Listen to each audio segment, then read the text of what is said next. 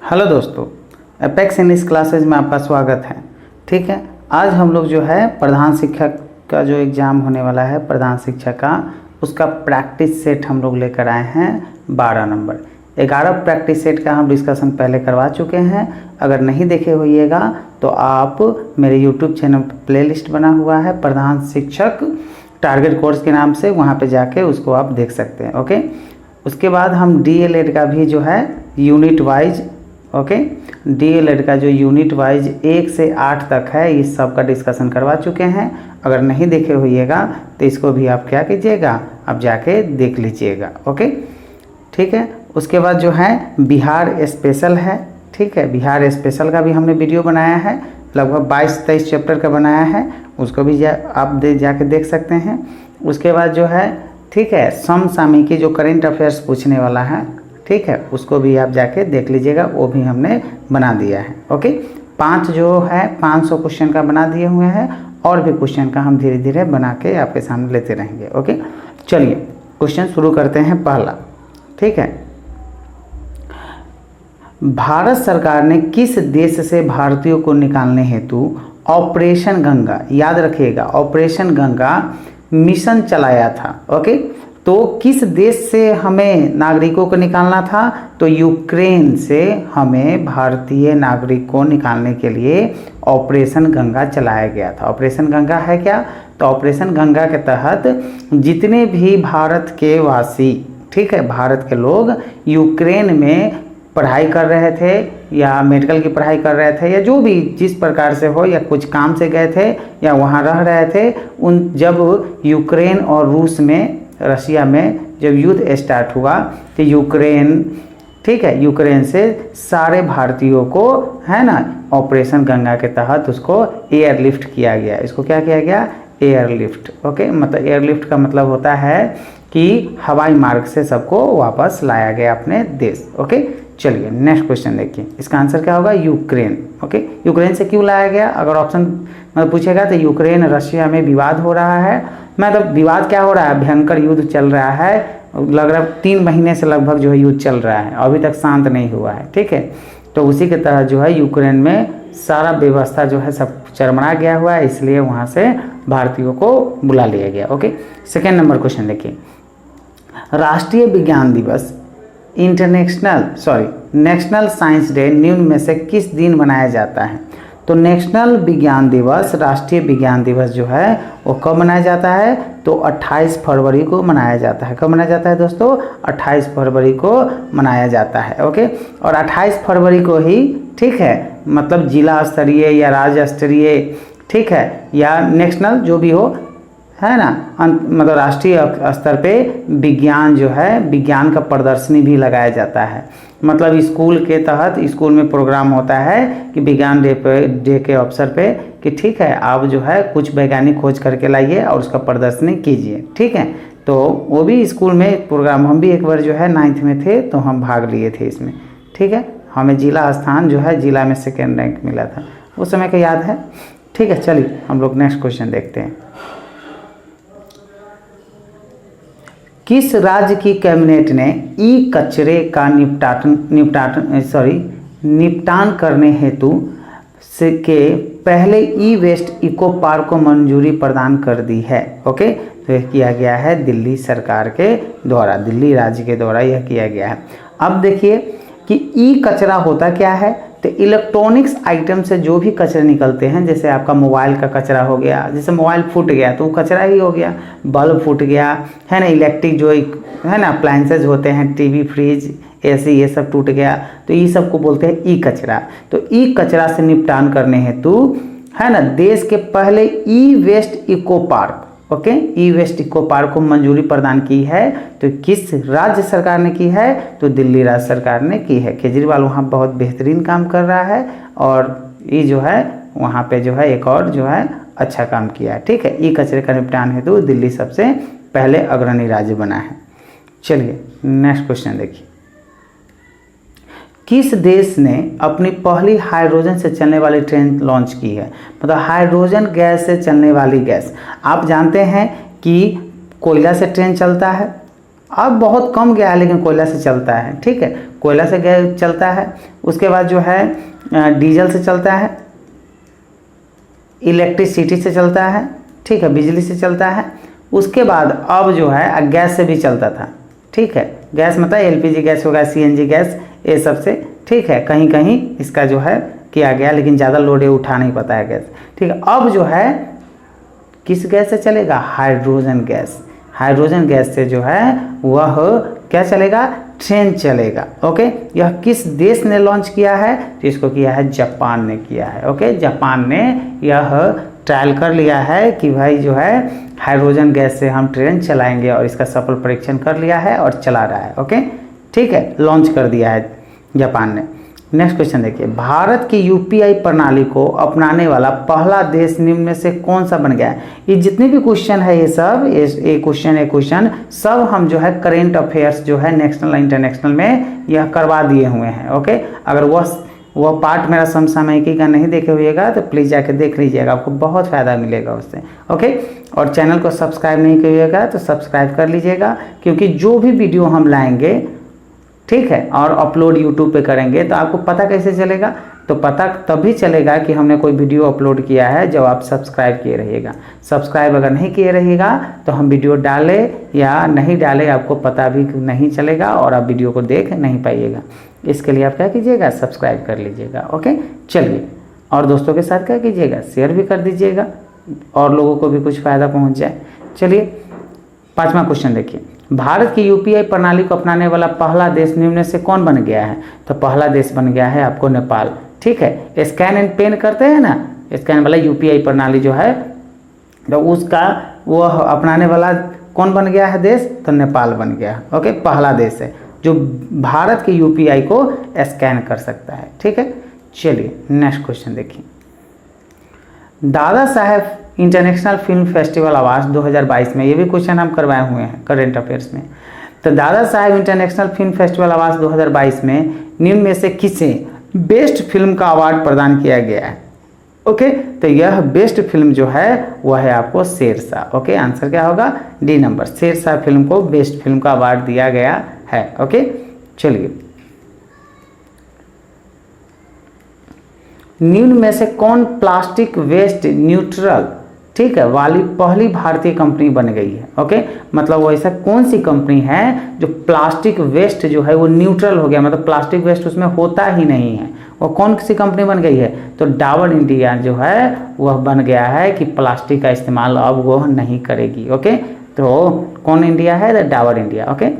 चलिए next question देखिए, राष्ट्रपति एर्दोगन ने तुर्की देश का नाम बदलकर क्या कर दिया है, ये भी क्वेश्चन हम समसामयिकी में करवाए हुए हैं, ओके। मतलब एक वर्ष का हम टोटल जो है मतलब इंटरनेशनल और नेशनल करेंट अफेयर्स करवा दिए हुए हैं, 500 क्वेश्चन का डिस्कशन करवा दिए हुए हैं और भी हम क्वेश्चन इसका डिस्कशन करवाएंगे नेशनल इंटरनेशनल का। उसके बाद हम बिहार स्पेशल लेकर आएंगे, बिहार स्पेशल करेंट अफेयर्स, उसको भी हम डिस्कशन करवाएंगे, ओके। चलिए, आप मेरे चैनल में बने रहिए, एक एक चीज़ आपको मिल जाएगा, ओके। और फ्री में पीडीएफ अवेलेबल है, फ्री में पीडीएफ है, अगर फ्री में पीडीएफ चाहिए तो नीचे इस जो वीडियो देख रहे हैं आप, इस वीडियो के डिस्क्रिप्शन बॉक्स में मेरे चैनल जो है टेलीग्राम का लिंक दिया होगा, ओके। वहाँ पे जाके आप जो है जितने भी वीडियो मैंने आज तक अपलोड किया है सारा का पीडीएफ अवेलेबल है, वहाँ पे जो है आपको टेलीग्राम पे मिल जाएगा, आप वहाँ से आराम से रिवीजन कर सकते हैं, ओके। चलिए देखिए, राष्ट्रपति एर्दोगन ने तुर्की देश का नाम बदलकर क्या कर दिया है, ओके।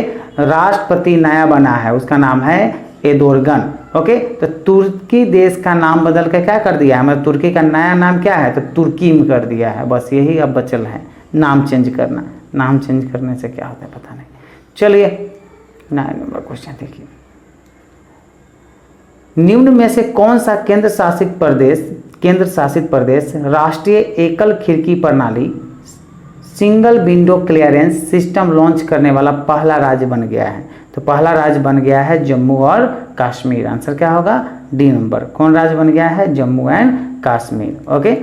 चलिए 10 नंबर क्वेश्चन देखिए, 1000 वनडे मैच खेलने वाली विश्व की पहली टीम निम्न में से कौन सी बन गई है, तो यह बन गई है आपको भारत। कौन बन गई है, भारत। आंसर क्या होगा, बी नंबर। ओके, चलिए नेक्स्ट क्वेश्चन देखिए 11 नंबर। सरकार ने बजट सत्र 2021-22 में क्रिप्टो करेंसी पर होने वाली आय पर कितने प्रतिशत टैक्स लगाने की घोषणा की है? तो क्रिप्टो करेंसी पर होने वाली आय पर कितने प्रतिशत टैक्स लगाएगी? तो यह लगाएगी आपको 30% तक टैक्स लगाएगी, मतलब 30% टैक्स जो है सरकार ले लेगी जो क्रिप्टो करेंसी से आपको आमदनी हुआ है उस आमदनी का। ओके, चलिए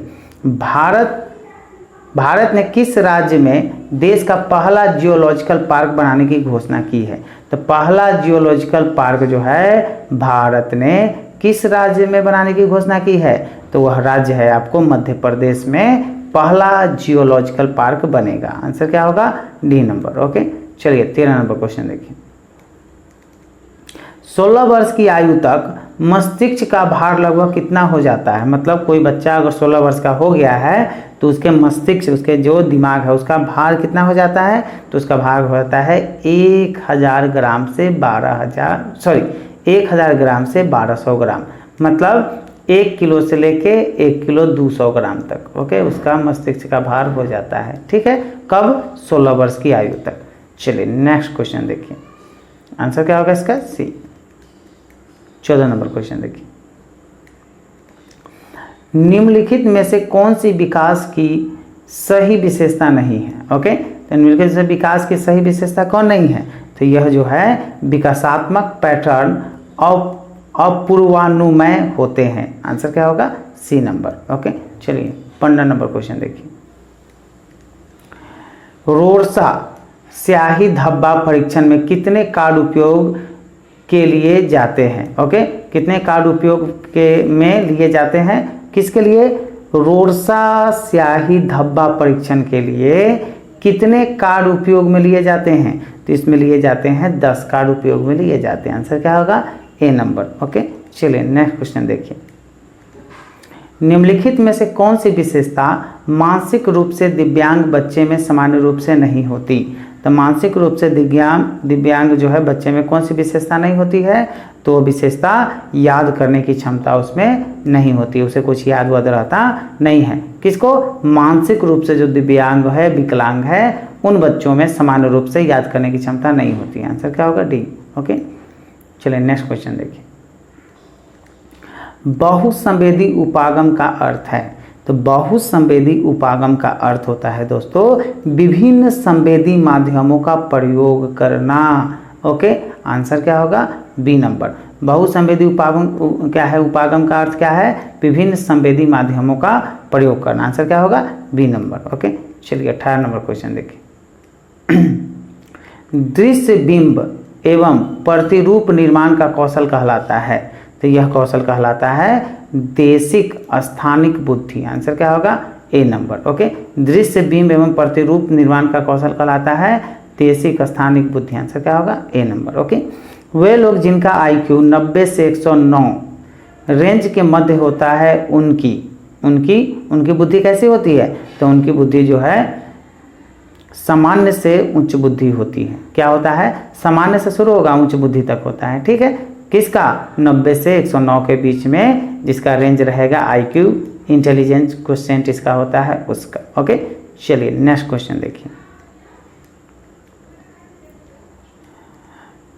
संज्ञानात्मक कौशल क्या है? तो संज्ञानात्मक कौशल क्या होता है? तो संज्ञानात्मक कौशल मतलब होता है आपको जो है कोई, मतलब आपका गुण जो हो, ओके, कोई टेक्निक। ठीक है, तो संज्ञानात्मक कौशल क्या होता है? तो संज्ञानात्मक कौशल संवेगों को नियंत्रित करने का कौशल होता है। संवेगों को नियंत्रित करने का कौशल को कहते हैं संज्ञानात्मक कौशल। आंसर क्या होगा? ए नंबर। ओके, चलिए संवेग क्या होता है? तो संवेग होता है अचानक से खुशी, दुखी, जो खुश होता है, दुखी होता है बच्चा, उसको बोलते हैं संज्ञानात्मक कौशल। चलिए नेक्स्ट क्वेश्चन देखिए। स्मृति स्तर के सीखने में अंतर्निहित 4 प्रक्रियाओं का क्रम है। ओके, स्मृति स्तर के सीखने में, स्मृति मतलब याद करने वाला, मेमोराइज करने वाला, कि सीखने में अंतर्निहित 4 प्रक्रियाओं का क्रम क्या होता है? तो 4 प्रक्रियाओं का क्रम है प्रत्यक्षीकरण, पहचान, धारण और प्रत्यास्मरण। आंसर क्या होगा? ए नंबर। ओके, चलिए 22 नंबर क्वेश्चन देखिए। ठीक है, शिक्षार्थी से संबंधित, शिक्षार्थी मतलब विद्यार्थी जो सीख रहा है उसको शिक्षार्थी बोलते हैं, ठीक है। शिक्षार्थी से संबंधित शिक्षण अधिगम, अधिगम मतलब होता है लर्निंग, सीखना, ठीक है, प्रक्रिया को प्रभावित करने वाला कारक है। तो यह प्रक्रिया को प्रभावित करने वाला कारक आयु एवं परिपक्वता है, ठीक है, एज और मैच्योरिटी है, शारीरिक एवं मानसिक स्वास्थ्य है, ठीक है, बॉडी लेवल का और जो है माइंड लेवल का जो हेल्दीनेस है वो है, अभिप्रेरणा का स्तर एवं इच्छा शक्ति। आंसर क्या होगा? उपरोक्त सभी। ओके, उपरोक्त सभी मतलब ए बी सी तीनों सही है। ओके, चलिए नेक्स्ट क्वेश्चन देखिए। यदि पाठ्य सामग्री अथवा सिखाए जाने वाले क्रिया का बच्चों के जीवन में कोई संबंध नहीं होता तो क्या होता? तो बच्चों के संबंध में नहीं होता तो बच्चे सीखने में रुचि नहीं लेते हैं, उन्हें सीखने में कठिनाई होती है। आंसर क्या होगा? ए और बी दोनों। आंसर क्या होगा? C number. ओके, चलिए नेक्स्ट क्वेश्चन देखिए। ब्लूप्रिंट एक त्रिआयामी चार्ट है को जिसमें अधिभार दिया जाता है। ओके, कि कितने अधिभार दिया जाता है? तो दिया जाता है आपको विषय क्षेत्रों का अधिभार दिया जाता है और प्रश्नों के प्रकार को। तो आंसर क्या होगा? 2 और 3। आंसर क्या होगा? C number. ओके, चलिए 25 क्वेश्चन देखिए। 25 नंबर सीखने के प्रतिफल है। प्रतिफल मतलब होता है आउटकम। ओके, आउटकम, ठीक है। तो क्या है? आकलन का मानक होता है। ओके, सीखने के उपकरण होता है, सीखने की विधियां होती है, अधिगम के प्रकार होते हैं नहीं, आकलन का मानक होता है सीखने के प्रतिफल, मतलब कितना वह सीखा बच्चा उसका जो है मानक होता है, आकलन किया जाता है, ठीक है। चलिए नेक्स्ट क्वेश्चन देखिए। सृजनवादी दृष्टिकोण से सीखना क्या है? तो सृजनवादी दृष्टिकोण से सीखना एक सक्रिय एवं अर्थपूर्ण प्रक्रिया है। आंसर क्या होगा? C number. ओके, सीखना एक सक्रिय एवं अर्थपूर्ण प्रक्रिया को सीखना कहते हैं, ठीक है। चलिए 27 नंबर क्वेश्चन देखिए। किसी व्यक्ति का नैसर्गिक या स्वाभाविक दशा में घटित होने वाली तात्क्षणिक व्यवहार परक घटनाओं का व्यवस्थित, संगठित तथा वस्तुनिष्ठ ढंग से अभिलेख किस मनोवैज्ञानिक विधि में तैयार किया जाता है? तो यह तैयार किया जाता है दोस्तों प्रेक्षण विधि से। आंसर क्या होगा? ए नंबर। ओके, किस मनोवैज्ञानिक विधि से? तो प्रेक्षण मनोवैज्ञानिक विधि से यह तैयार किया जाता है। ओके, चलिए नेक्स्ट क्वेश्चन देखिए। 28 नंबर किस प्रकार की अधिगम प्रक्रिया में सामान्यतः प्रयोज्य निष्क्रिय होता है? तो प्रयोज्य निष्क्रिय होता है आपको शास्त्रीय अनुबंधन में। आंसर क्या होगा? ए नंबर। ओके, चलिए नेक्स्ट क्वेश्चन देखिए। विशेष आवश्यकता वाले बच्चों के शिक्षण हेतु मल्टी सेंसरी अप्रोच का प्रयोग किया जाना चाहिए। और मल्टी सेंसरी अप्रोच से क्या समझते हैं? तो मल्टी सेंसरी अप्रोच से समझते हैं दृश्य, श्रवण, गंध और स्पर्श के माध्यम से सीखे। ओके, आंसर क्या होगा? ए नंबर। ओके 30 नंबर क्वेश्चन देखिए। जब परीक्षाएं समीप हो तो शिक्षक को क्या करना चाहिए? जब बच्चों सबका परीक्षा जब नज़दीक होता है, नज़दीक मतलब क्या? फरवरी महीना में या मार्च महीने में एग्जाम होता है बच्चों सबका, तो जनवरी दिसंबर अगर हो, ठीक है, फरवरी हो, तो उस समय शिक्षक को क्या करना चाहिए? तो शिक्षक को करना चाहिए विद्यालय में कोर्स पूरा करने के लिए अतिरिक्त समय देना चाहिए, ठीक है। आंसर क्या होगा? सी, मतलब जनवरी तक आपका कोर्स पूरा, फरवरी तक पूरा समाप्त हो जाना चाहिए, जिससे मार्च में एग्जाम हो और अप्रैल से सेशन फिर शुरू होगा। ओके, तो अतिरिक्त समय देकर कोर्स को पूरा कर देना चाहिए। ओके, चलिए अधिगम निर्योग्यता वाले बच्चे, अधिगम निर्योग्यता वाले बच्चे क्या होते हैं? तो होते हैं अधिगम के कुछ पक्षों से संघर्ष करते हैं। आंसर क्या होगा? B number. अधिगम के मतलब जो सीखने का जो कुछ पक्ष होता है उससे क्या करते हैं? संघर्ष करते हैं। आंसर क्या होगा? बी। ओके, 32 नंबर क्वेश्चन देखिए।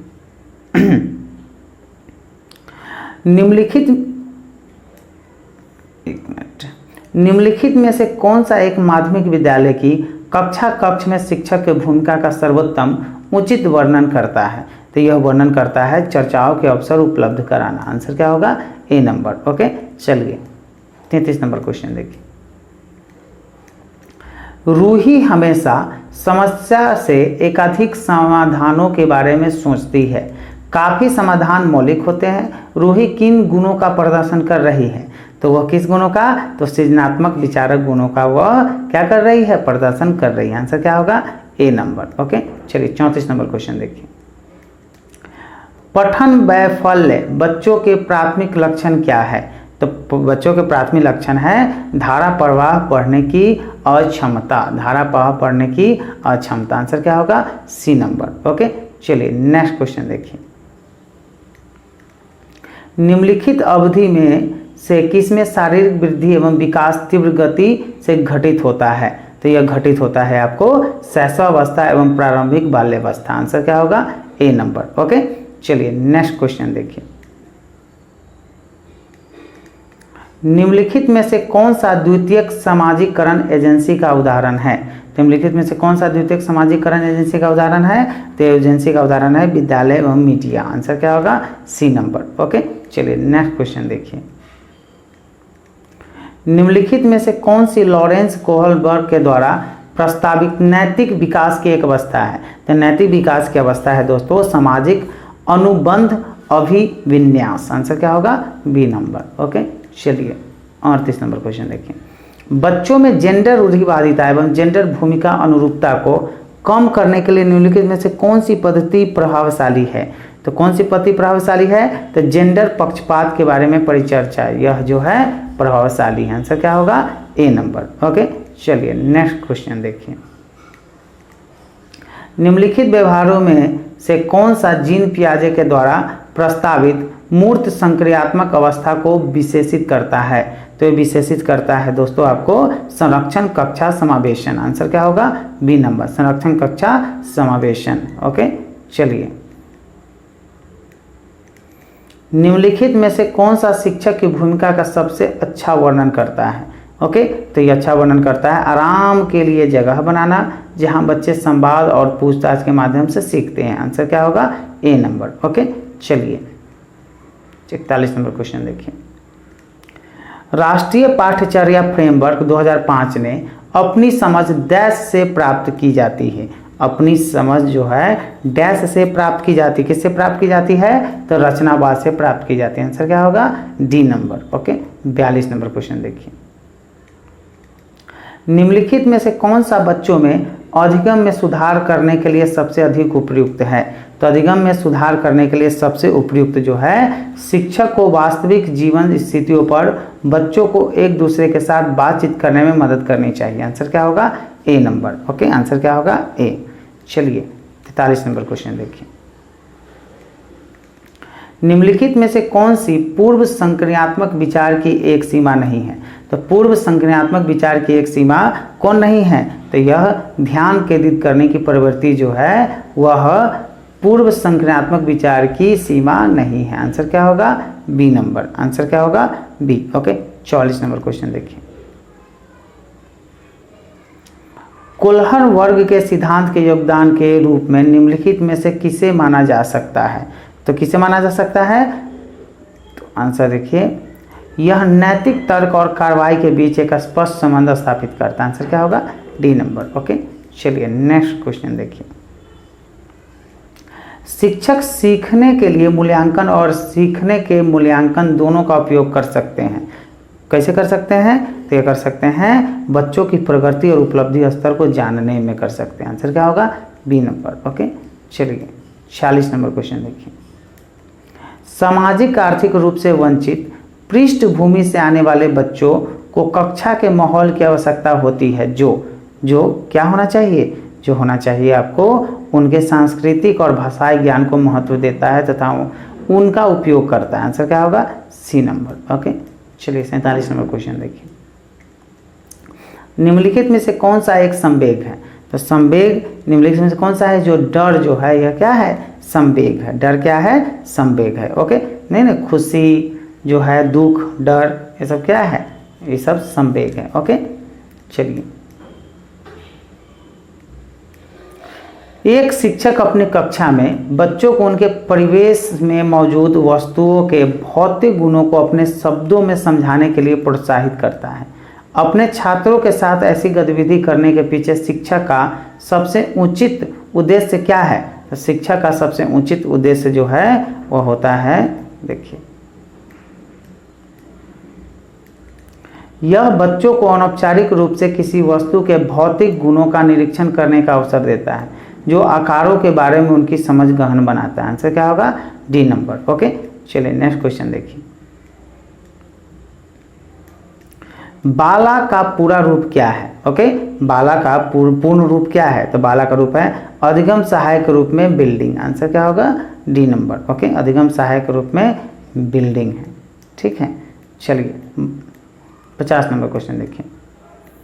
बहुभाषिक कक्षा में बच्चों की भाषाएं, बहुभाषिक कक्षा में बच्चों की जो भाषाएं होती है संसाधन के रूप में कार्य कर सकती है। किस रूप में कार्य कर सकती है? संसाधन के रूप में कार्य कर सकती है। आंसर क्या होगा? B number. ओके, चलिए 51 नंबर क्वेश्चन देखिए। विद्यार्थियों में संप्रत्यात्मक विकास को प्रोत्साहन देने के लिए निम्नलिखित में से कौन सी विधि सबसे प्रभावी है? ओके, तो यह प्रभावी है दोस्तों, आपको विद्यार्थियों को बहुत से उदाहरण देना, उनके तर्क शक्ति का उपयोग करने के लिए प्रोत्साहित करना। आंसर क्या होगा? B number. आंसर क्या होगा? बी। ठीक है, चलिए 52 नंबर क्वेश्चन देखिए। एक बच्चा खिड़की के सामने से एक कौवे को उड़ता हुआ देखता है और कहता है एक पक्षी। इससे बच्चे के विचार के बारे में क्या पता चलता है? ओके, तो इससे बच्चे के बारे में विचार का पता चलता है कि बच्चे की स्मृति पहले से भंडारित होती है। सही बात है। बच्चे में पक्षी का प्रत्यय विकसित हो चुका है। सही बात है। बच्चे ने अपने अनुभव बताने के लिए भाषा के कुछ उपकरणों का विकास कर लिया। आंसर है सही बात। आंसर क्या होगा? ए 1 2 3। आंसर क्या होगा? B number. ठीक है, 1 2 3 तीनों आंसर है। चलिए 53 नंबर क्वेश्चन देखिए।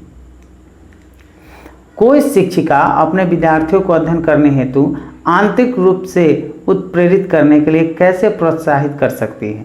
तो कैसे प्रोत्साहित कर सकती है? तो व्यक्तिगत लक्ष्य निर्धारित करने और उनमें निपुणता पाने में उन्हें मदद देकर। आंसर क्या होगा? B number. ओके, चलिए 54 नंबर क्वेश्चन देखिए।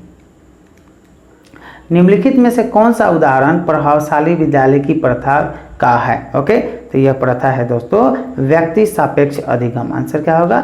बी नंबर, व्यक्ति सापेक्ष अध्ययन। 54 का क्या होगा? बी। ओके, चलिए 55 नंबर देखिए। भाषा विकास के लिए सबसे संवेदनशील समय निम्नलिखित में से कौन सा है? तो सबसे संवेदनशील समय जो है वह है आपको दोस्तों प्रारंभिक बचपन का समय। आंसर क्या होगा? C number. Okay, 56 number question देखिए। जीन पियाजे के अनुसार अधिगम के लिए निम्नलिखित में से क्या आवश्यक है? तो जीन पियाजे के अनुसार अधिगम के लिए शिक्षार्थी के द्वारा पर्यावरण की सक्रिय खोजबीन। आंसर क्या होगा? D number. ओके, जीन पियाजे के अनुसार प्रारूप स्कीमा निर्माण वर्तमान योजनाओं के अनुरूप बनाने हेतु नवीन जानकारी में संशोधन और नवीन जानकारी के आधार पर पुरानी योजनाओं में संशोधन के परिणाम के रूप में घटित होती है। इन दो प्रक्रियाओं को जाना जाता है। ओके, यह दोनों प्रक्रियाओं को जाना जाता है समावेशन और समायोजन के रूप में। आंसर क्या होगा? C number. ओके, चलिए नेक्स्ट क्वेश्चन देखिए। कोई 5 साल की लड़की एक टी शर्ट को तह करते हुए अपने आप से बात करती है। लड़की द्वारा प्रदर्शित व्यवहार के संदर्भ में निम्नलिखित में से कौन सा कथन सही है?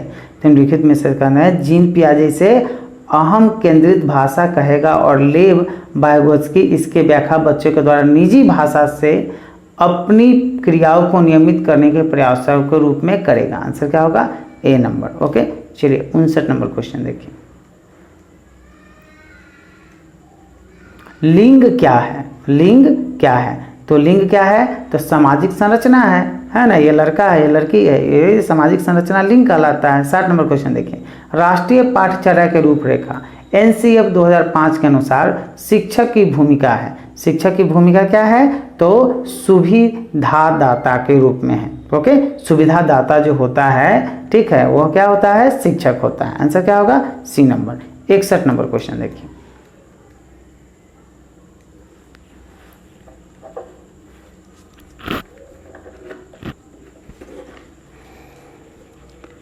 इकसठ नंबर क्वेश्चन। विविध प्रकार की सामाजिक, आर्थिक और सांस्कृतिक पृष्ठभूमि के बच्चों से युक्त कक्षा सभी विद्यार्थियों के अधिगम अनुभव को बढ़ाती है। यह कथन क्या है? तो सही क्योंकि बच्चे अपने साथियों से अनेक कौशल सीखते हैं। आंसर क्या होगा? ए नंबर। ओके, चलिए नेक्स्ट क्वेश्चन देखिए। निम्नलिखित में से किसके अभाव में हम पढ़ नहीं सकते? तो निम्नलिखित में से हम किसके अभाव में पढ़ नहीं सकते? लिपि से परिचय के रूप में हम पढ़ नहीं सकते। आंसर क्या होगा? ए नंबर। ओके,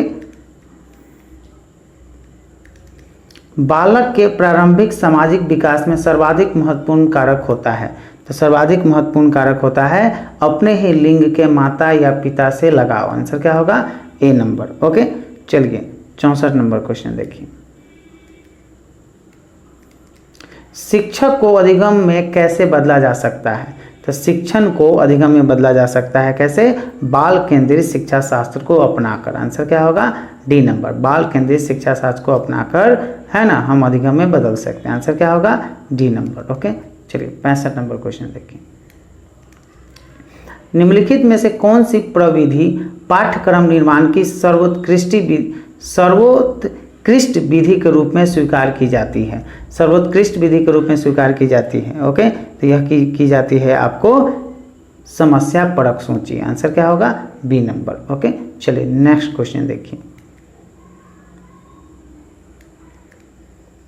इरफान खिलौनों के हिस्सों को देखने के लिए उन्हें तोड़ देता है, आप क्या करेंगे? इरफान खिलौनों के हिस्सों को देखने के लिए उन्हें तोड़ देता है, आप क्या करेंगे? तो आप क्या करेंगे? उसकी जिज्ञासु प्रवृत्ति को प्रोत्साहित करेंगे और उसकी ऊर्जा को रचनात्मक कार्यों की तरफ निर्देशित करेंगे। आंसर क्या होगा? C number. ओके, चलिए नेक्स्ट क्वेश्चन देखिए 67। वह बच्चे जिनके परिवार का वातावरण प्रजातांत्रिक होता है अन्य बच्चों की अपेक्षा होते हैं, अन्य बच्चों की अपेक्षा क्या होते हैं? अधिक क्रियाशील और व्यक्तित्व वाले होते हैं। आंसर क्या होगा? ए नंबर। ओके, चलिए नेक्स्ट क्वेश्चन देखिए। निम्न में से कौन सा सिद्धांत बाल विकास में वातावरण संबंधित कारकों को ही महत्व देता है? कौन सा सिद्धांत देता है? तो ये सिद्धांत देता है आपको परस्पर संबंध का सिद्धांत। आंसर क्या होगा? D number. Okay, 69 number question देखिए।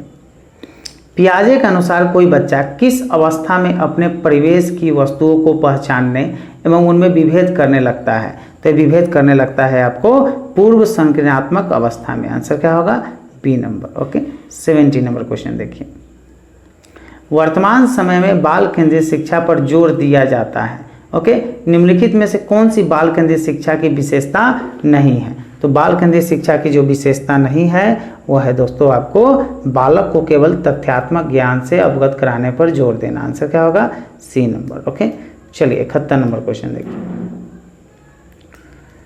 शिक्षण प्रक्रिया में क्रियात्मक अनुसंधान का उपयोग अति महत्वपूर्ण है। इनमें अध्ययन किया जाता है। किसका अध्ययन किया जाता है? तो अध्ययन किया जाता है आपको कक्षागत व्यवहारिक समस्याओं का। आंसर क्या होगा? C number. ओके, आंसर क्या होगा? सी।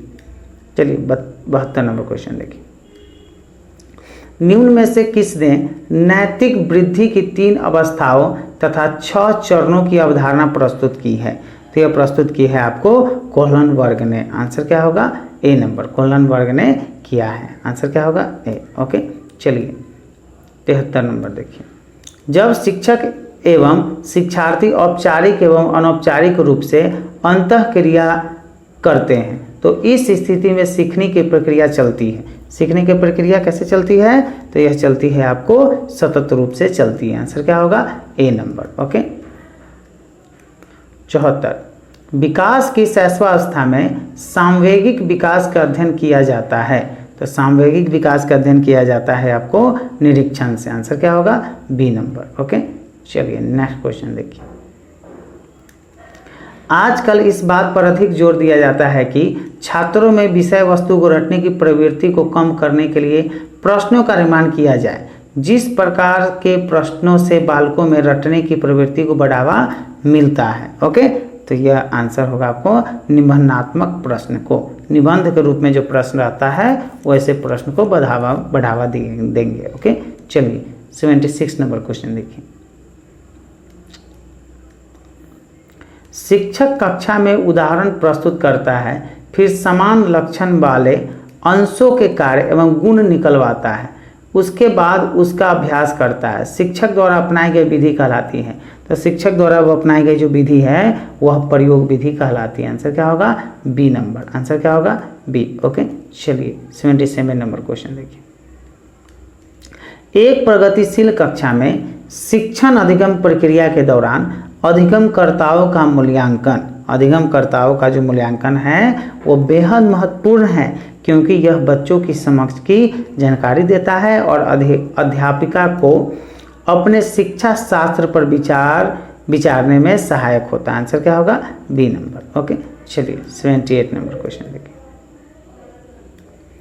अध्यापकों को कक्षा में बहुभाषीयता को डैश समझना चाहिए। तो बहुभाषीयता को क्या समझना चाहिए? तो समझना चाहिए आपको एक गुण और एक साधन, एक गुण और साधन के रूप में। आंसर क्या होगा? C number. ओके, 79 क्वेश्चन देखिए। आंशिक दृष्टि वाले विद्यार्थियों के लिए निम्नलिखित में से कौन सी अधिगम सामग्री उपयुक्त नहीं है? तो ओके, आंशिक रूप से जो है दृष्टि बाधित है, मतलब नहीं दिखता है उसको, तो छोटी मुद्रण वाली कार्यशीट। आंसर क्या होगा? B number. मतलब छोटी मुद्रण वाली जो प्रिंटिंग, जो छोटा छोटा जो अक्षरों में क्या आता है वैसा उसको नहीं देंगे। ओके, चलिए बड़ा बड़ा प्रिंटिंग वाला देंगे। ठीक है, चलिए बालक के शरीर में होने वाले लैंगिक परिवर्तन विकास की कौन सी अवस्था में दिखाई देना प्रारंभ हो जाते हैं? तो जो लैंगिक परिवर्तन होता है, उसके सेक्स में जो परिवर्तन होता है वह कौन सी अवस्था में दिखाई देने लगता है? ओके, तो यह दिखाई देने लगता है दोस्तों आपको किस अवस्था में? तो वयः संधि काल में। आंसर क्या होगा? D number. ओके, वयः संधि काल में यह दिखाई देने लगता है। ठीक है, चलिए 81 नंबर क्वेश्चन देखिए।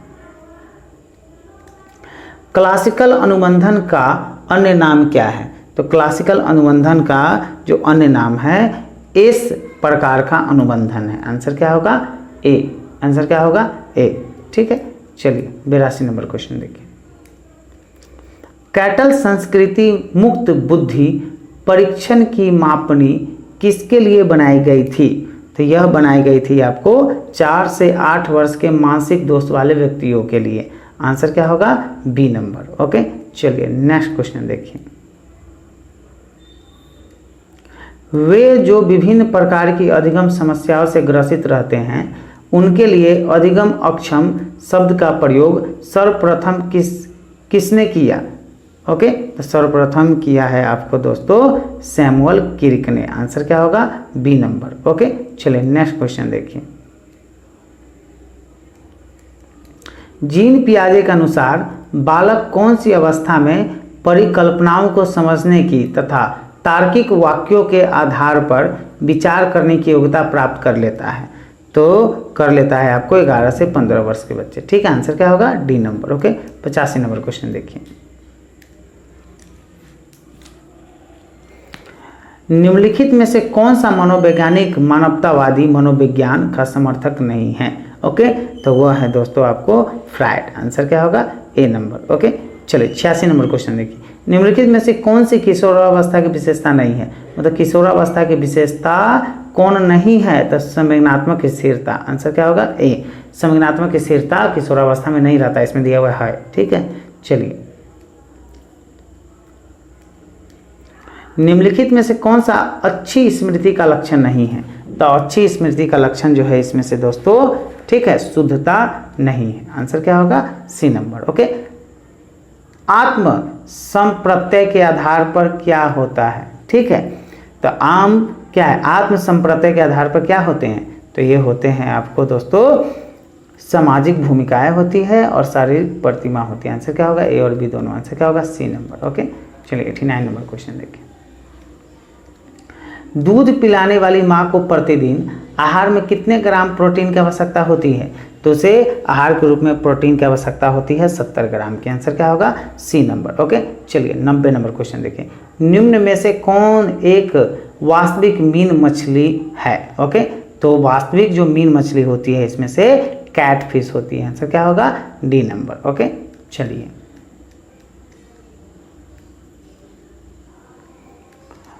वॉशिंग मशीन का कार्य सिद्धांत है। तो वॉशिंग मशीन का जो कार्य सिद्धांत है वह अपकेंद्रण बल पर आधारित होती है। आंसर क्या होगा? ए नंबर। क्या होता है? ए। ठीक है। चलिए, हाइड्रोजन को जलाने में क्या बनेगा, हाइड्रोजन को जलाने से क्या बनेगा, तो हाइड्रोजन को जब जलाइएगा तो वह पानी बन जाएगा। आंसर क्या होगा, डी नंबर। क्योंकि हाइड्रोजन जब ऑक्सीजन से संपर्क में आएगा, ठीक है, ये जो H2 है यह O2 की उपस्थिति में, मतलब ऑक्सीजन की उपस्थिति में बनेगा, तो क्या बनेगा, तो ये H2O बन जाएगा। क्या बनेगा, H2O बन जाएगा। ठीक है। चलिए नेक्स्ट क्वेश्चन देखिए, जेनेटिक्स निम्न में से किसका अध्ययन है। तो जेनेटिक्स जो है, क्वेश्चन को ऊपर करके देखिए, जेनेटिक्स निम्न में से किसका अध्ययन है। तो जेनेटिक्स जो है आनुवांशिकता और विचरण का अध्ययन है। आंसर क्या होगा, डी नंबर। ओके, 94 नंबर पर लाल रक्त कणिकाएं मुख्यतः बनती है, जो RBC है, रेड ब्लड सेल या कर्प्यूल्स है ना, वह मुख्यतः कहाँ बनती है, तो यह बनती है मुख्य रूप से अस्थि मज्जा में बनती है। आंसर क्या होगा, डी। अस्थि मज्जा मतलब होता है बोन मैरो। बोन मैरो समझते हैं आप लोग, तो नहीं समझते तो देख लीजिए। ठीक है, जो हड्डी हम लोग जो है, हम लोग का जो हड्डी होता है, इसके बीच में जो है ना, जो मटेरियल रहता है उसको अस्थि मज्जा कहते हैं। ठीक है, जैसे आप चिकन और या मटन खाते होंगे तो उसमें फोंफकर जो है हड्डी होता है, इसमें ठीक है, इसमें से अब है ना, मतलब फूंक मार के चूसते हैं इसको, तो इसमें से जो आता है वही बोन मैरो होता है। इसी में जो है हड्डी के बीच में फोंक जो भाग होता है ना, होलो, उस भाग में क्या बनता है, RBC का निर्माण होता है। RBC मतलब रेड ब्लड सेल का निर्माण होता है। ठीक है। चलिए नेक्स्ट क्वेश्चन देखिए, स्टेनलेस स्टील बनाने के लिए लोहे में क्या मिलाया जाता है। तो स्टेनलेस स्टील बनाने के लिए लोहे में मिलाया जाता है दोस्तों आपको क्रोमियम और निकेल। क्या मिलाया जाता है, क्रोमियम और निकेल। आंसर क्या होगा, डी नंबर। ओके, निम्नलिखित में से यौगिकों के किस समूह को सहायक आहार कारक कहा जाता है। तो यह कहा जाता है आपको विटामिन को। आंसर क्या होगा, D number. Okay, 97 number question देखिए, हरे फलों को कृत्रिम रूप से पकाने के लिए कैल्शियम एसिटिलिक कार्बाइड का प्रयोग किया जाता है, क्योंकि यह उत्पन्न करता है, क्या उत्पन्न करता है, तो यह उत्पन्न करता है एसिटिलीन गैस उत्पन्न करता है। आंसर क्या होगा, सी नंबर। ओके, एम्पियर मापने की इकाई है। एम्पियर मापने की क्या है, तो यह विद्युत धारा मापने की इकाई है। एम्पियर जो है विद्युत धारा को नापता है। आंसर क्या होगा, डी। ओके, चलिए नेक्स्ट क्वेश्चन देखिए, 99।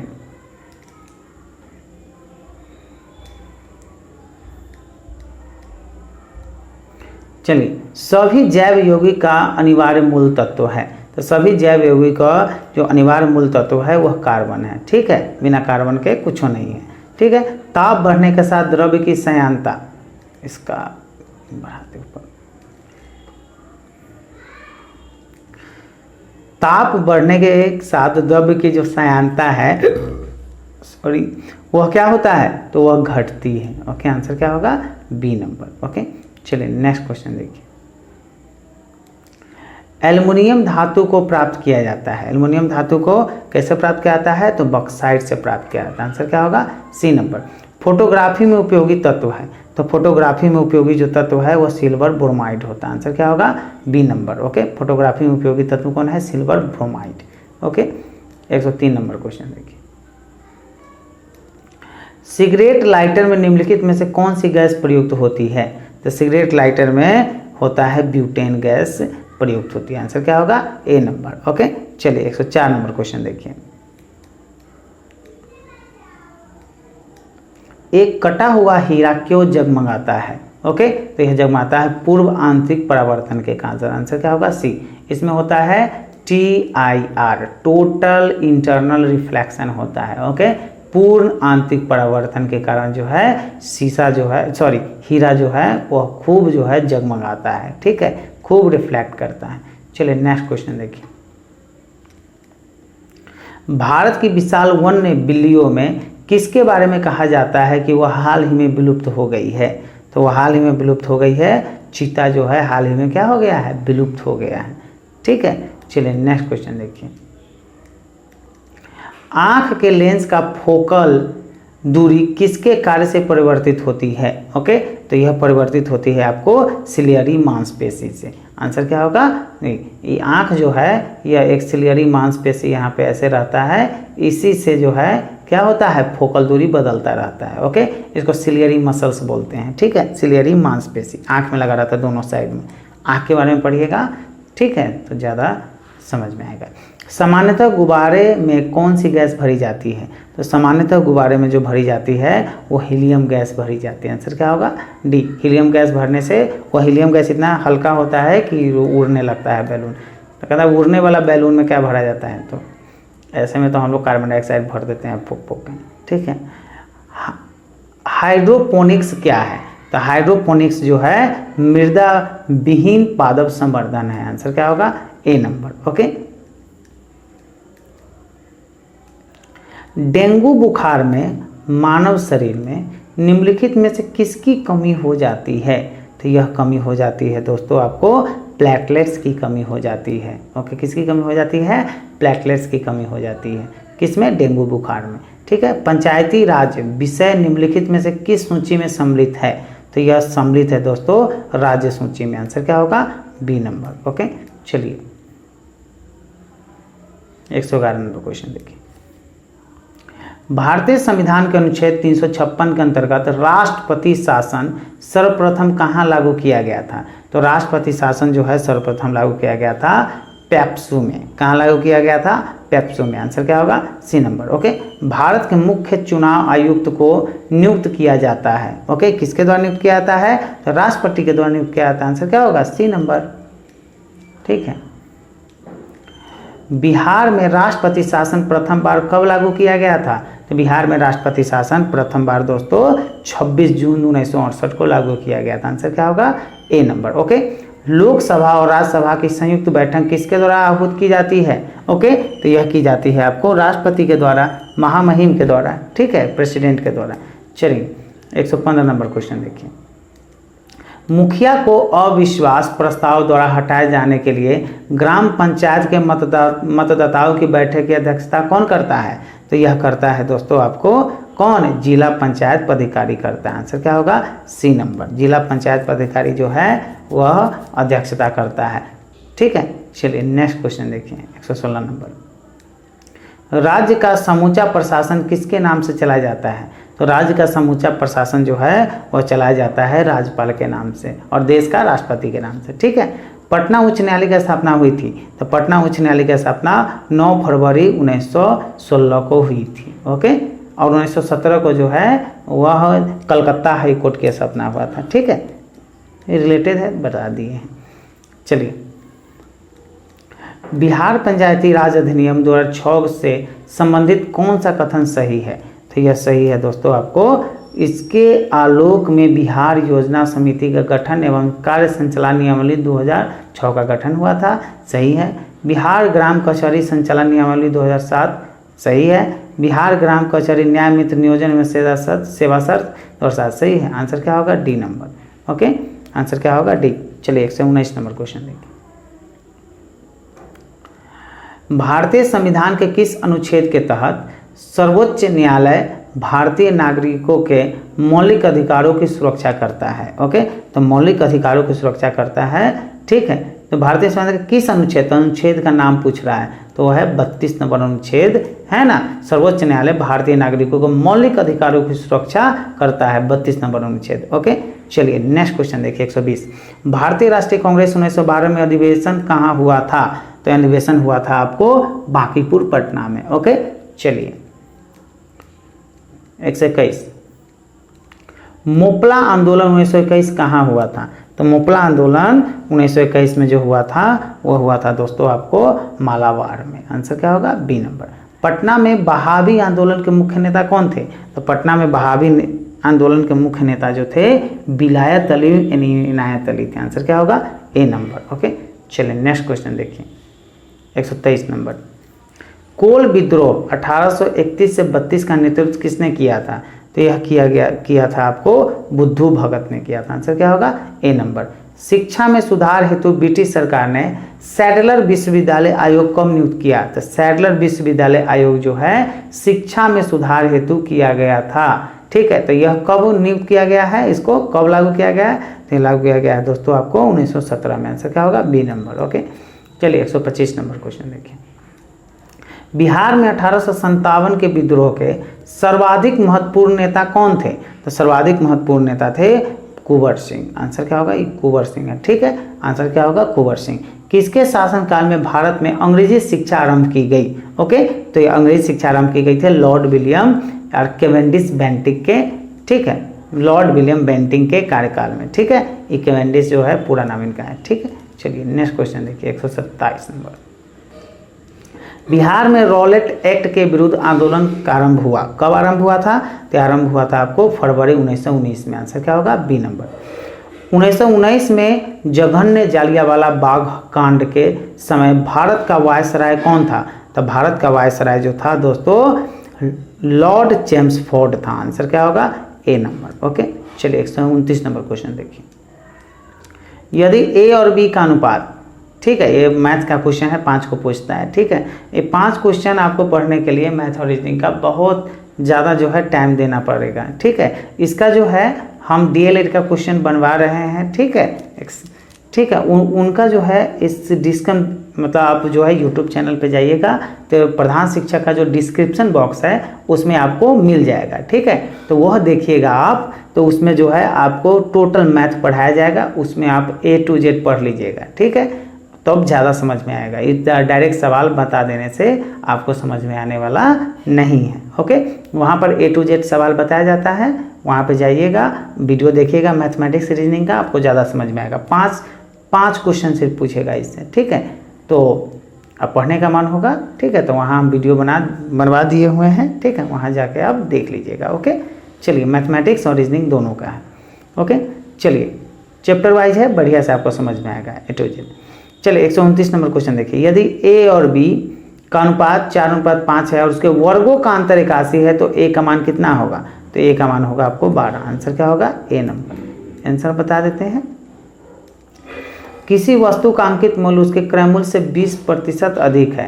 अंकित मूल्य 20% 1 दिया जाता है। इस प्रकार की बिक्री में विक्रेता को होगा, मतलब विक्रेता को फायदा होगा या नुकसान होगा? 4% की हानि हो जाएगी। आंसर क्या होगा? B number. ओके, एक किसान प्रतिदिन 6 घंटे कार्य करके एक खेत को 8 दिनों में जोत सकता है। तदनुसार वही कार्य 12 दिनों में पूरा करने के लिए प्रतिदिन कितने घंटे काम करने पड़ेंगे? तो प्रतिदिन जो है 9 घंटे काम करने पड़ेंगे। आंसर क्या होगा? B number. चलिए 132 है, 132 का आंसर है 44,000। ठीक है, हम आंसर बता देते हैं।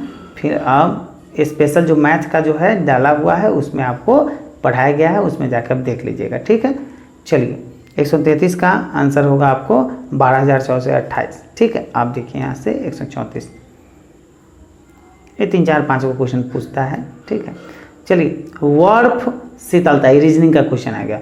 वर्फ शीतलता से संबंधित है तो पृथ्वी किससे संबंधित होगी? तो पृथ्वी होगी संबंधित आपको दोस्तों गुरुत्वाकर्षण, मतलब बर्फ में शीतलता है तो पृथ्वी में क्या है? तो पृथ्वी में गुरुत्वाकर्षण है।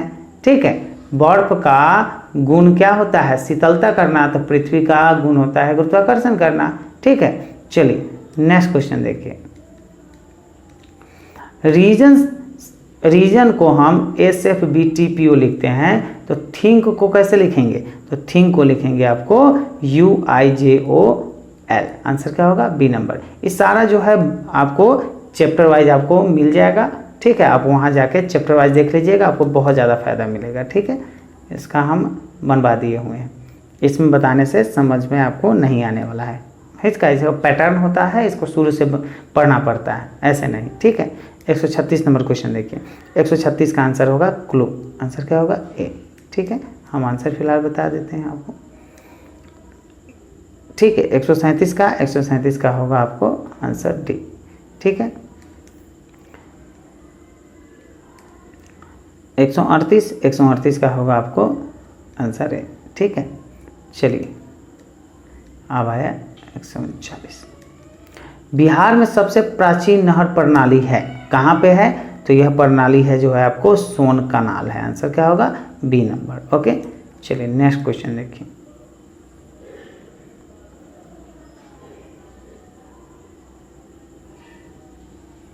एक 40 नंबर क्वेश्चन देखिए। कहा जाता है कि भारत में सिलिकॉन वैली स्थित है। ठीक है, तो सिलिकॉन वैली जो है किस राज्य में किस स्थान पे स्थित है, तो बेंगलुरु में स्थित है। सिलिकॉन वैली एक्चुअली जो है सॉफ्टवेयर से संबंधित है, जहाँ पे सॉफ्टवेयर का जो है आयात निर्यात होता है, कहने का मतलब वहाँ पे जो है खरीद बिक्री होता है, और जहाँ पे सॉफ्टवेयर मामले में ज़्यादा जो है डेवलप जो सिटी रहता है उसको सिलिकॉन वैली कहा जाता है। ओके, ठीक है।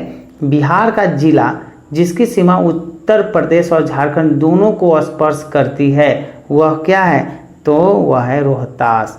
ठीक है, यह उत्तर प्रदेश को भी टच करती है और झारखंड को भी टच करती है, दोनों राज्यों को टच करती है। ठीक है, किसका, रोहतास। ठीक है। भूगोल में 9 नियतिवाद के सिद्धांत का प्रतिपादन किया था, कौन किया था, तो यह किया था आपको जी टेलर ने। आंसर क्या होगा, बी नंबर। ओके। भारत का वह कौन सा स्थान है जहां बंगाल की खाड़ी, अरब सागर तथा हिंद महासागर मिलते हैं, तो वह मिलते हैं दोस्तों आपको कन्याकुमारी में। आंसर क्या होगा, ए नंबर। ओके। बिहार की नकदी फसल का सही समूह कौन सा है, तो वह समूह है गन्ना, जूट, आलू और तंबाकू, ये नकदी फसल है। ठीक है, चलिए नेक्स्ट क्वेश्चन देखिए। तमिलनाडु में मानसून के सामान्य महीने कौन से हैं, तो तमिलनाडु में मानसून के सामान्य जो महीना है वह है नवंबर और दिसंबर। आंसर क्या होगा, डी नंबर। ओके। अपने यहाँ बिहार में अलग है, अभी मानसून आया है। भारत से निम्नलिखित में से कौन एक उत्पादक सामान्यतः निर्यात नहीं किया जाता, ओके, तो ये निर्यात नहीं किया जाता है, दालें निर्यात यहाँ से नहीं की जाती है। ठीक है, आंसर क्या होगा, डी नंबर। ओके, चलिए 147 नंबर क्वेश्चन देखिए। भीम बांध अभयारण्य मुंगेर किस तरह का वन प्रदेश है, तो यह वन प्रदेश है दोस्तों आपको सूक्ष्म पतझड़ वन है। आंसर क्या होगा, बी नंबर। ओके। बिहार में सर्वाधिक वर्षा कहाँ के मानसून से प्राप्त होती है, तो बिहार में सर्वाधिक वर्षा जो है वह प्राप्त होती है आपको बंगाल की खाड़ी से। आंसर क्या होगा, बी नंबर। ओके। बिहार में जौ का उत्पादन किस जिले में होता है, बिहार में जौ का उत्पादन जो होता है दोस्तों वह मुजफ्फरपुर में भी होता है, पूर्णिया में भी होता है, गया में भी होता है, उपरोक्त सभी में। आंसर क्या होगा, डी नंबर। आंसर क्या होगा, डी। चलिए लास्ट क्वेश्चन देखते हैं। ठीक है, अगर कोई भी किसी भी क्वेश्चन में आपको कोई प्रॉब्लम हो, आप लोगों की नहीं आंसर जो है हमें कन्फ्यूजन है, ठीक है, तो आप हमें कमेंट की ज़रूर कीजिएगा। हम आपके क्या करेंगे, आपका डाउट को क्लियर करने की पूरा प्रयास करेंगे। ठीक है, तो कोई भी दिक्कत हो किसी भी क्वेश्चन में आंसर से रिलेटेड किसी भी प्रकार से आप कीजिएगा, या कोई भी हो। ठीक है, बता दिए हैं कि पीडीएफ इसका फ्री में अवेलेबल है। आप पीडीएफ लेने के लिए क्या कीजिएगा, इस वीडियो के डिस्क्रिप्शन बॉक्स में जाइएगा, वहाँ पे टेलीग्राम चैनल का लिंक होगा। ठीक है, टेलीग्राम क्या कीजिएगा, उसको टच कीजिएगा, लिंक पर आपको क्या मिलेगा, आपको ज्वाइन करने का ऑप्शन मिलेगा, ज्वाइन कर लीजिएगा। वहाँ पे जितनी भी वीडियो मैंने आज तक बनाया है सारा वीडियो का लिंक वहाँ अवेलेबल है। ठीक है, मतलब पीडीएफ अवेलेबल है, आप जाके वहाँ डाउनलोड कर लीजिएगा, आप देख लीजिएगा। ठीक है, चलिए, और वीडियो अच्छा लगा हो तो इसको क्या कीजिएगा, सब्सक्राइब कीजिएगा, क्योंकि जब तक सब्सक्राइब नहीं कीजिएगा तब तक आपको नोटिफिकेशन नहीं मिलेगा, और नोटिफिकेशन नहीं मिलेगा वीडियो का तो आप वीडियो देख नहीं पाइएगा। ठीक है, और तैयारी करने का जो बहुत कम समय मिला है वह तैयारी हमारा नहीं हो पाएगा। ठीक है, चलिए, निम्नलिखित में से किस एक के लिए सतारा प्रसिद्ध है, सतारा किस लिए प्रसिद्ध है, तो सतारा जो है पवन ऊर्जा के संयंत्र के लिए प्रसिद्ध है। ओके, किसके लिए प्रसिद्ध है, पवन ऊर्जा के संयंत्र के लिए प्रसिद्ध है। ठीक है, तो कोई दिक्कत हो तो हमें ज़रूर कमेंट कीजिएगा। ठीक है, ठीक है, मिलते हैं नेक्स्ट वीडियो में, तब तक के लिए जय हिंद, जय भारत।